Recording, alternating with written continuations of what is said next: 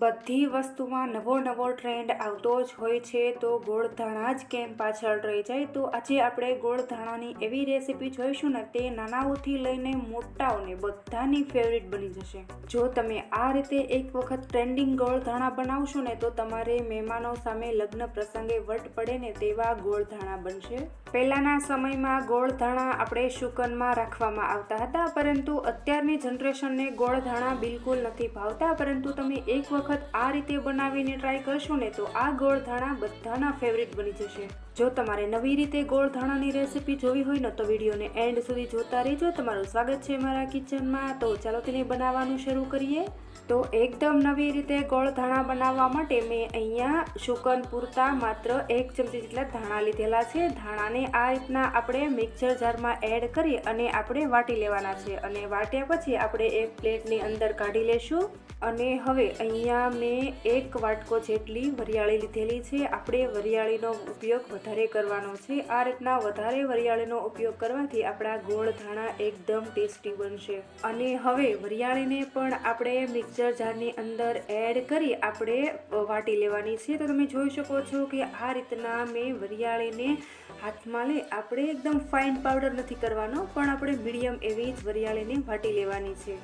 આ વાટેલી વરિયાળીને આપણે જે પ્લેટમાં ધાણા કાઢ્યા હતા તે જ પ્લેટની અંદર આપણે વરિયાળીને પણ એડ કરી દઈશું.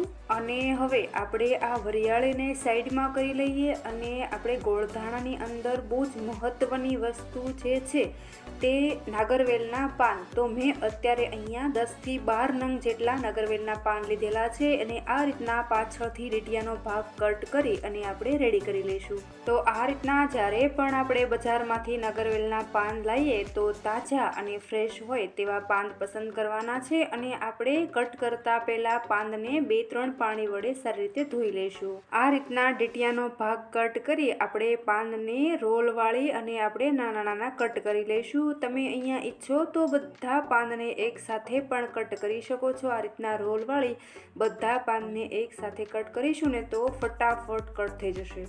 જો તમે આ રીતે ક્યારેય પણ ગોળ ધાણા ન બનાવ્યા હોય તો તમે એક વખત આ રીતે જરૂરથી ટ્રાય કરજો. બહુ જ સરસ એવા બને છે અને બધાને ભાવશે એવા ટેસ્ટી આ ગોળ ધાણા બનીને રેડી થાય છે. લગ્ન પ્રસંગની સિઝન હોય અને ગોળ ધાણા જ ઘરમાં ના હોય તો એ વાત શક્ય નથી. તમે એક વખત આ રીતે ટ્રેન્ડિંગ ગોળ ધાણા બનાવશો ને, તો મહેમાનો સામે વટ પડશે અને રેસીપી તો જરૂરથી પૂછશે. એટલા ટેસ્ટી આ ગોળ ધાણા બને છે. તો અહીંયા મેં બધા પાનને આ રીતના મોટા કટ કરી લીધેલા છે. હવે આ પાનને આપણે એક મિક્સર જાર લઈ લઈશું અને તેની અંદર એડ કરી આપણે પેસ્ટ બનાવી લઈશું. અને જો તમારે આ રીતના પેસ્ટ ન બનાવવી હોય તો તમે ચાકુની મદદથી નાના કટ પણ કરી શકો છો. પણ આ રીતના મિક્સર જારની અંદર પેસ્ટ બનાવીને ગોળ ધાણા બનાવવાથી આપણા ગોળ ધાણા એકદમ સરસ બને છે. અને આ જે પાન છે તે મિશ્રણ સાથે સારી રીતે મિક્સ પણ થઈ જાય છે. તો તમે જોઈ શકો છો કે મેં અહીંયા નાગરવેલના પાનની સરસ એવી પેસ્ટ બનાવી લીધેલી છે. હવે આપણે આ જે વરિયાળી પ્લેટની અંદર કાઢી હતી તેની અંદર જ આપણે આ જે નાગરવેલના પાન છે તેને પણ આપણે મિક્સ કરી દઈશું. અને હવે અહીંયા આપણે ગોળ ધાણા જ બનાવીએ છીએ, તો મેં અહીંયા ગળપણ માટે થોડો ગોળ લીધેલો છે. તો આપણે ગોળને પણ તેની સાથે મિક્સ કરી દઈશું. તો અત્યારે મેં અહીંયા ગોળ ધાણા માત્ર શુકન પૂરતા જ લીધેલા છે. અને હવે મેં અહીંયા 2 ચમચી જેટલું ગુલકંદ લીધેલું છે, તો તેને પણ આપણે મિક્સ કરી દઈશું. અને હવે અહીંયા આપણા જે ટ્રેન્ડિંગ ગોળ ધાણા છે તેની સાથે મિક્સ કરવા માટે મેં અહીંયા 1 વાટકો જેટલી તૂટી ફૂટી લીધેલી છે. તો એને આપણે મિક્સર જારની અંદર એડ કરી જે નાગરવેલના પાનની પેસ્ટ બનાવી હતી ને, એ રીતના જ આપણે તૂટી ફૂટીની પણ પેસ્ટ બનાવી લઈશું. અને તમે જોઈ શકો છો કે આ રીતના મેં પેસ્ટ બનાવી લીધેલી છે. તો તેને પણ આપણે પ્લેટની અંદર મિક્સ કરી દઈએ. આ તૂટી ફૂટીને તમે ચાકુની મદદથી નાની કટ પણ કરી શકો છો. પરંતુ મેં અહીંયા આ ગોળ ધાણા એકદમ સરસ અને ટેસ્ટી બને એના માટે મેં તેને મિક્સર જારની અંદર પેસ્ટ બનાવી લીધેલી છે. અને હવે અહીંયા આપણી બધી વસ્તુ સરસ એવી રેડી થઈ ગયેલી છે અને આપણું મિશ્રણ પણ રેડી છે. અને હવે એને હાથની મદદથી આપણે સારી રીતે મસળી અને મિક્સ કરી લેવાનું છે. આપણે આ જે મિશ્રણ છે તેને મસળતા થોડીક વાર લાગે છે. કદાચ તમારો હાથ પણ દુખી જશે, પરંતુ હાથની મદદથી કરીશું ને તો આપણું મિશ્રણ બહુ જ સરસ એવું બનશે. જો તમે આ રીતના મિશ્રણને હાથની મદદથી મિક્સ કરશો ને તો તે બહુ સરસ એવું મિક્સ થશે અને એનું જે બાઇન્ડિંગ છે ને એ એકદમ પરફેક્ટ આવશે અને આપણે જે નાના નાના બોલ્સ બનાવવાના છે ને તે એકદમ પરફેક્ટ બનશે. તો તમે જોઈ શકો છો કે મિશ્રણને અત્યારે મેં સરસ એવું રેડી કરી લીધેલું છે અને મેં અહીંયા આ રીતના સળી લીધેલી છે. જો આપણે લોલીપોપ ટાઈપ બનાવવા હોય તો તમે એ રીતે પણ બનાવી શકો છો અને જો તમારે નાના નાના બોલ્સ બનાવવા હોય તો તમે એ રીતે પણ બનાવી શકો છો. તો આ ટ્રેન્ડિંગ ગોળ ધાણા બનાવવા માટે આપણે મિશ્રણમાંથી થોડું એવું મિશ્રણ લઈ આપણે નાની નાની ગોળીઓ બનાવી લેવાની છે. અને હવે અહીંયા મેં જે સળી લીધેલી છે તેને આ રીતના આપણે વચ્ચે લગાવી અને તમે જોઈ શકો છો આ રીતના તમે લોલીપોપ જેમ પણ રેડી કરી શકો છો અને તમારે જો એમ નામ રાખવી હોય તો તમે એમ નામ પણ રાખી શકો છો. તો આ ગોળ ધાણાને અત્યારે મેં થોડા લોલીપોપ બનાવી લીધેલા છે અને થોડા નાના નાના બોલ્સ બનાવી લીધેલા છે. અને હવે અહીંયા જો તમારે પરફેક્ટ માપ સેટ કરવું હોય ને તો તમે એક ચમચી પણ લઈ શકો છો. એનાથી આપણા બધા બોલનું માપ એક સરખું જ રહેશે અને એનો દેખાવ પણ એકદમ સરસ આવશે.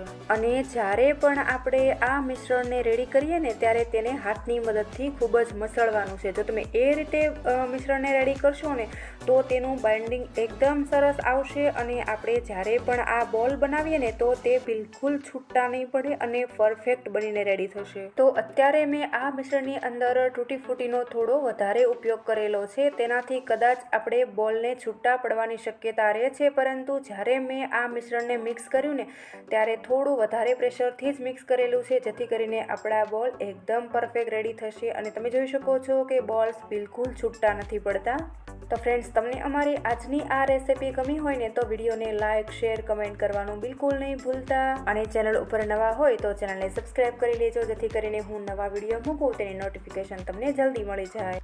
તો તમે જોઈ શકો છો કે મેં બધા ગોળ ધાણાને રેડી કરી લીધેલા છે. મેં થોડા બોલ્સ બનાવેલા છે અને થોડા આ રીતના લોલીપોપ રેડી કરેલા છે. તમે ઈચ્છો તો તમે કોઈ પણ પ્રકારનો શેપ આપી શકો છો. હવે આ રીતના જ્યારે પણ આપણે ગોળ ધાણાની અંદર ટૂથપીક અટેચ કર્યા પછી એવું બની શકે કે તેની અંદર વરિયાળી અને તૂટી ફૂટીનું પ્રમાણ થોડું વધારે હોવાથી આપણા બોલ્સ તૂટવા પણ કરે, પરંતુ આપણે ટૂથપીક અટેચ કર્યા પછી આપણે બોલને થોડા સારી રીતે દબાવી દઈશું ને એટલે એ પરફેક્ટ એકદમ સરસ એવા રેડી થઈ જશે. અને હવે મેં અહીંયા અત્યારે થોડું ટોપરાનું ખમણ લીધેલું છે. તેને આ રીતના આપણે એક પ્લેટની અંદર સારી રીતે પાથરી દઈશું અને આપણે જે ગોળ ધાણાના બોલ્સ રેડી કરેલા છે ને તેને આ રીતના આપણે ટોપરા સાથે મિક્સ કરી અને કોટિંગ કરી લઈશું.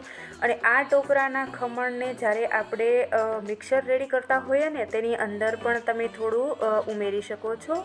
આ રીતના બધા બોલ્સને ટોપરા સાથે મિક્સ કરી અને થોડું ટોપરાનું છીણ ઉપરથી પણ ભભરાવી દેવું, જેથી કરીને આપણા બધા બોલ્સ ટોપરા સાથે સારી રીતે કોટિંગ થઈ જાય.